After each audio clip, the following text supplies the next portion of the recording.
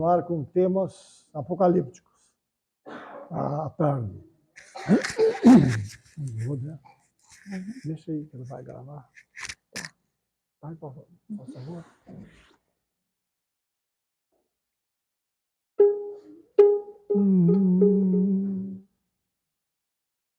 Gratidão a Deus por tudo. Meu esposo e eu somos evangelistas pela Conferência Geral, realizando campanhas na Europa, e vocês não podem imaginar a importância da oferta. Nós compramos Bíblias, centenas e centenas e centenas e centenas para todas as campanhas evangelísticas. E partiu de onde? De vocês também. Muito obrigada por isso.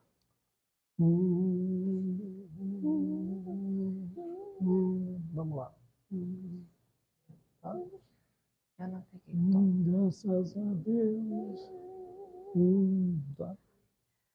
Graças a Deus pelas rosas gentis, a luz do céu com seu matiz, por todo dom eu ergo aos céus.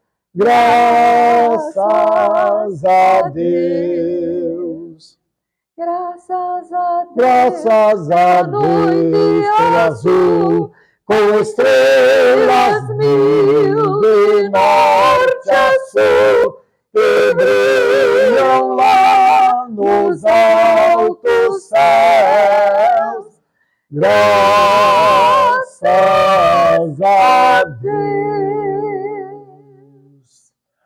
Graças a Deus pelo amor divinal e a doce paz celestial, pelo dom de ter Jesus em mim. Graças a Deus, graças a Deus, pelo dom de ter Jesus em mim. Graças a Deus, graças a Deus, a Deus. Amém.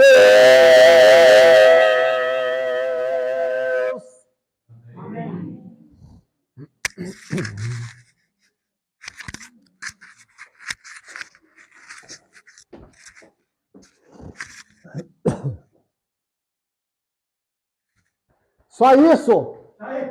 Só isso? Não é possível. É muito pouco. Só 144 mil de santos vivos quando Jesus aparecer? Vamos introduzir esse assunto abrindo nossa Bíblia em Apocalipse capítulo 6, versículos 15 a 17.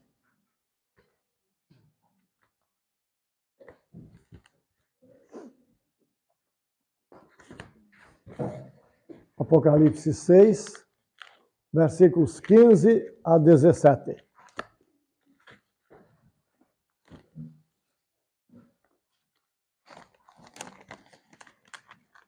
Aqui se refere à volta de Jesus.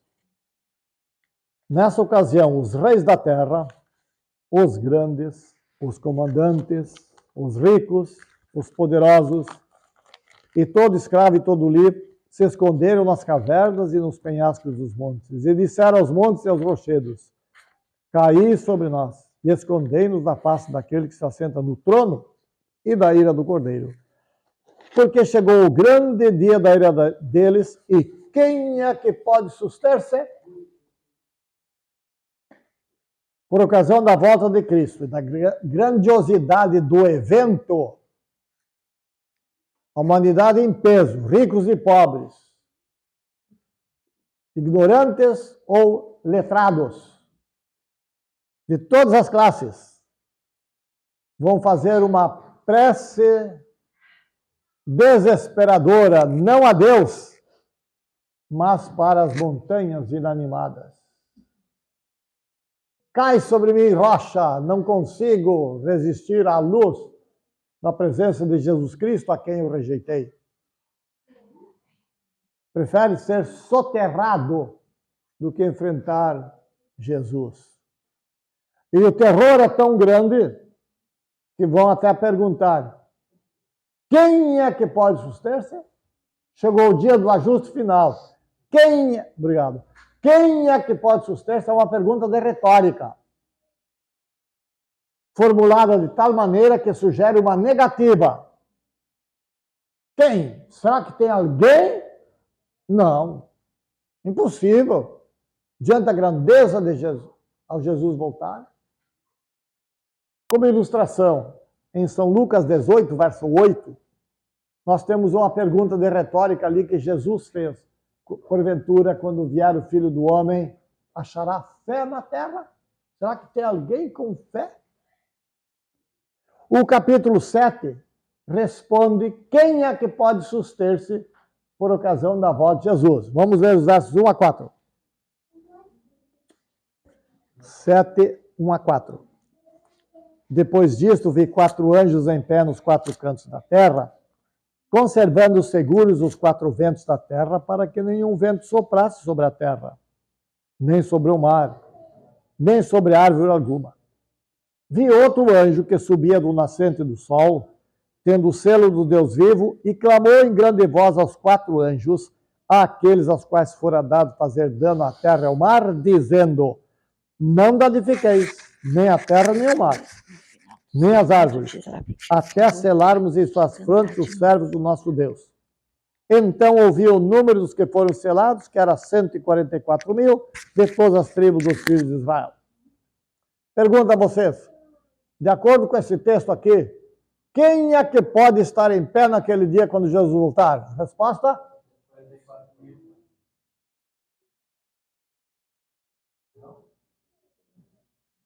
Os selados. Não é número, é caráter. Entenderam? Os selados. O número 144.000 é secundário. Jesus não vem aqui para escolher 144.000 pessoas aqui e levar para o céu. Ele veio aqui para buscar os selados, com o selo do Deus vivo, em contraposição à marca da besta que nós estamos estudando durante todo esse trimestre aí. Não é? Quais são as características dos selados? Para ter o selo do Deus vivo. Qual é o selo do Deus vivo na Bíblia? O sábado. Por que o sábado é o selo do Deus vivo? Vamos ver a resposta em Ezequiel, capítulo 20, versículo 20.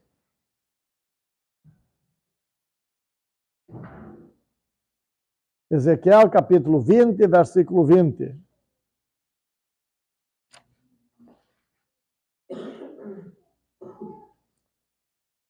Santificai os meus sábados, pois servirão de sinal entre mim e vós, para que saibais que eu sou o Senhor vosso Deus. O sábado é um sinal que está entre Deus e nós, seres humanos. E diz aqui que, por que é para guardar o sábado, ou santificar o sábado? Para que saibais que eu sou o Senhor vosso Deus. Então, através do sábado, Deus se identifica conosco, para que a gente saiba que Ele é o nosso Deus. E por que o sábado tem que ver com Deus? Porque lá em Gênesis, Deus criou os céus e a terra em 6 dias, não é? Descansou, abençoou e santificou o 7º. E no mandamento, diz assim: lembra-te do dia do sábado para o santificar. E depois menciona no verso 11 de Êxodo 20, por que é para lembrar do sábado? Porque em 6 dias fez o Senhor os céus, a terra, o mar e os fontes das águas. Então o sábado é o sinal de identificação entre Deus e nós. E aí, pela observância do sábado, nós o fazemos porque nós reconhecemos Deus como o nosso Criador e o nosso Deus.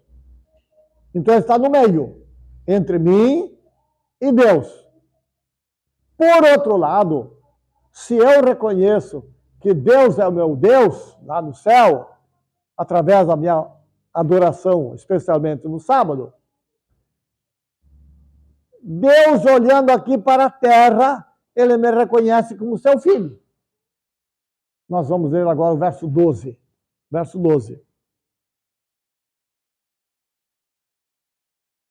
Também lhes dei os meus sábados para servirem de sinal entre mim e eles, para que soubessem que eu sou o Senhor que os santifica.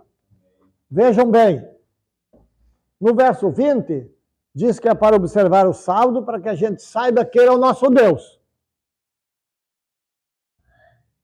Então, essa é a nossa parte. Reconhecer Deus como nosso Deus. O sábado está no meio. Eu aqui na terra, Deus lá no céu. Então, eu reconheço Deus como meu Deus. E qual é a parte dele? Ele me santifica. Ele me separa. Ele me reconhece como seu adorador. Estão entendendo? Qual é o significado do sábado como um elo deste relacionamento, estando no meio? Por que eu vou à igreja no sábado? Por que os irmãos vêm à igreja no sábado aqui? O que os irmãos vêm fazer aqui?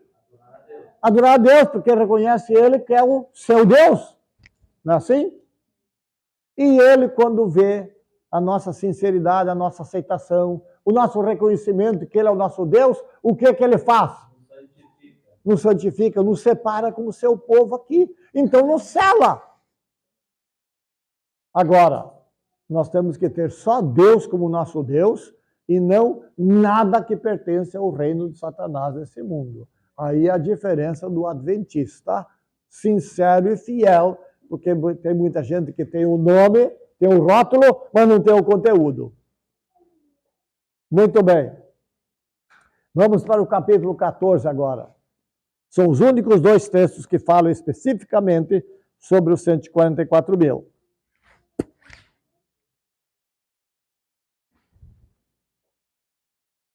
Verso 1, capítulo 14, verso 1. De Apocalipse.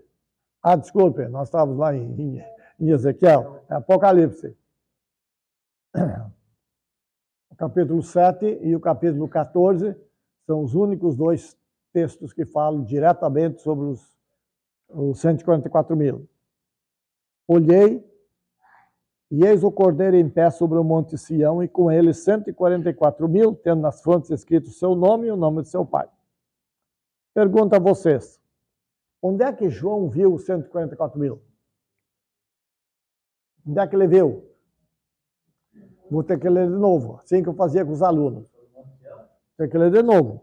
Olhei, e eis o Cordeiro em pé sobre o monte Sião, e com ele 144 mil, tendo nas frontes escrito o seu nome e o nome de seu pai.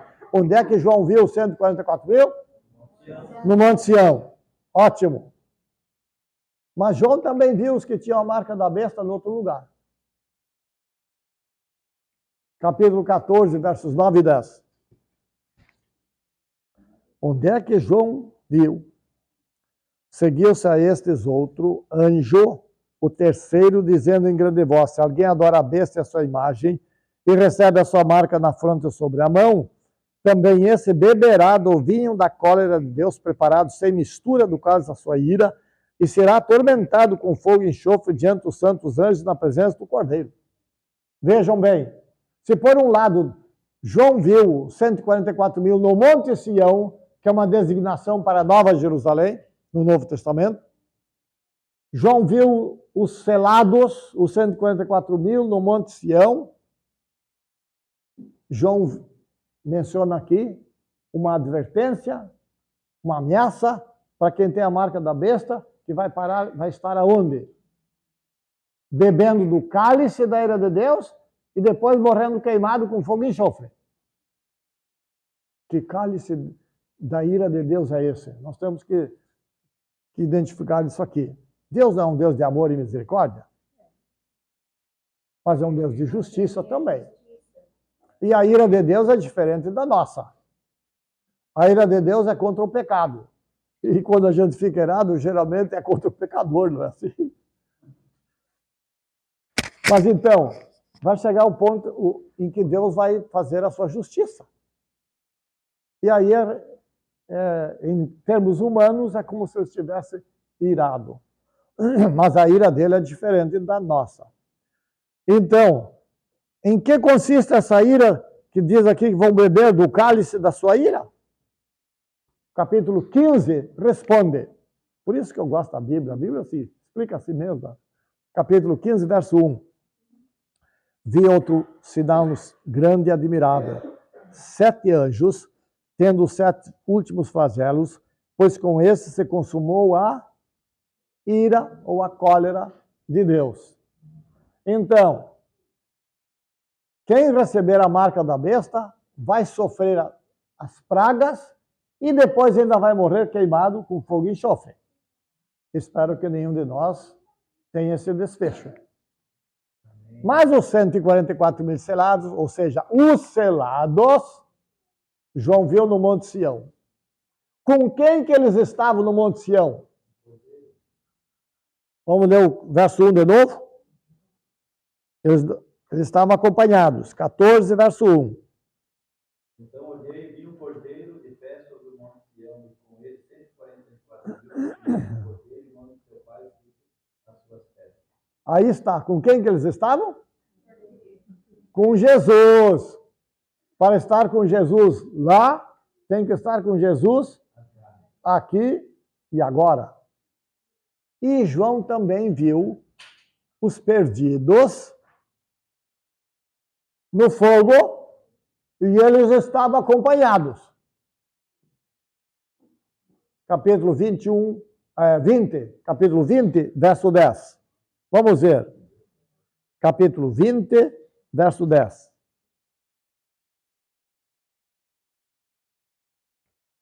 O diabo, o sedutor deles, foi lançado para dentro do lago do fogo e enxofre, onde também se encontra não só a besta, como o falso profeta, e será atormentado de dia e de noite pelos séculos dos séculos. Vamos ler outro verso. São Mateus 25, verso 41. São Mateus 25 e o verso 41.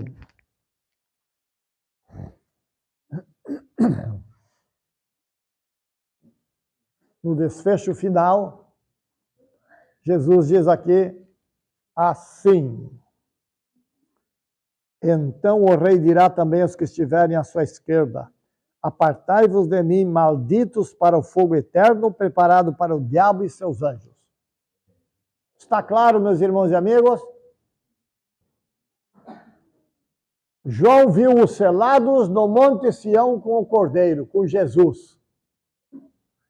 E os ímpios, pecadores, com o diabo no fogo. Só 2 opções. E eu espero que cada um de nós aceite a opção e continue nela. Quem já foi batizado e quem não, que acertar a vida, para a gente, todos nós aqui, podemos estar no Monte Sião, ou seja, na Nova Jerusalém. Mais um detalhe. No capítulo 14, verso 1, volte lá, faz favor. Apocalipse 14, verso 1.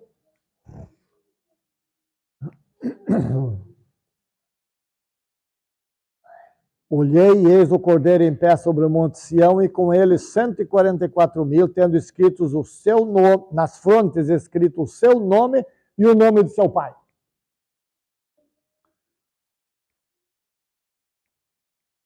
Nomes da Bíblia tinham significados especiais.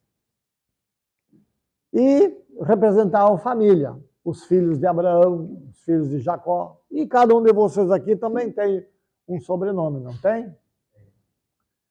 A dona Ada. Ela é branca, mas tinha o sobrenome Preto, de solteira.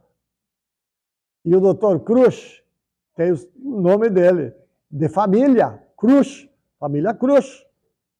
Aqui, quem sabe, família Silva, Ferreira, cada um tem o seu nome de família, e eu também tenho o meu, Vilmar Emílio Gonzalez.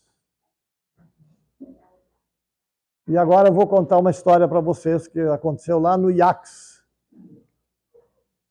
Quando eu fui para o colégio, eu era mais ou menos da idade da senhora Ana. E Ada, aliás, senhora Ada. E eu fui criado num lar assim. Todos os dias tinha o culto pela manhã e pela noite. Nós somos 6, todos vivos, os filhos vivos. Quando a gente aprendia a ler, minha mãe dava uma Bíblia. Hoje você dá um celular, até antes, um tablet. Minha mãe dava uma Bíblia. E incentivava a ler o ano bíblico, infantil. Nós somos 6 irmãos. Quando o meu último irmão aprendeu a ler, ganhou a Bíblia. Nós aprendíamos a ler na faixa de 6, 7 anos, meu pai era professor, a gente tinha facilidade e tal. Quando a gente fazia o culto pela manhã à noite, depois que o meu irmão mais novo aprendeu a ler, em cima da mesa tinha 8 Bíblias e 8 inários. Não é de admirar que nenhum dos filhos da minha mãe nunca saíram da igreja. E todos eles são ou foram líderes na igreja. Tenho 2 irmãos que lá no IACS, e todos são campeões de concurso bíblico. Tenho 2 irmãos que lá no tempo do IACS foram proibidos de participar de concurso bíblico para dar oportunidade para os outros. O meu irmão mais novo ganhou o concurso sul-americano, lá do Peru. Acontece que eu fui para o colégio, então, um menino bonzinho, obediente, tímido, quase um santinho. Eu disse quase. Criado num lar assim, tive as minhas travessuras de criança.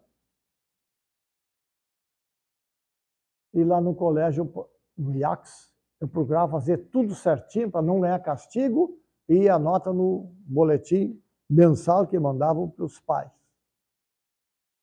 E eu, então, procurava me comportar bem, respeitando tudo, as leis do colégio. Acontece que, próximo ao dormitório dos rapazes, havia um pé de caqui que os rapazes iam lá e se serviam, e era proibido, sob pena de castigo. O pessoal do pomar devia apanhar os caquis e distribuir no refeitório. Os rapazes iam lá e pegavam, e um dia eu, quase santinho, peguei uma fronha e também fui lá no pé de caqui. Enchi aquela fronha e desci. Quando eu pus os pés no chão, que levantei a cabeça para ir embora, estava parado ali, na minha frente, que apareceu não sei de onde, o diretor do colégio. E as pernas tremeram. O diretor do colégio, o pastor João dos Passos, você lembra dele, né? E as pernas tremeram, não com medo de castigo, que naquele tempo era enxada ou machado. Ou então, se fosse mulher, descascar cebola. Alho, né? E eu fiquei numa situação ali, antes que o pastor Passos, diretor do colégio, ou eu dissesse qualquer coisa, passou um turbilhão na minha cabeça. Eu era filho do professor Pedro Francisco Gonzalez. Era amicíssimo do pastor João Passos. Ele me conhecia como um menino quase santinho. E agora estava ele com uma fronha cheia de caqui. Ele já havia se hospedado na nossa casa. Então ele nos conhecia muito bem, porque o ano anterior ele tinha sido presidente da associação e agora era diretor do colégio. E na minha cabeça passou isso, nossa, Pedro Francisco Gonzalez, professor, e eu aqui, nessa situação. O meu pai tinha nome aqui no Rio Grande do Sul. Pedro Francisco Gonzalez é um nome de referência. Como bom professor, pai de família, líder de igreja, quando tinha reuniões campais no IACS e apresentava uma plataforma cheia de gente graduada,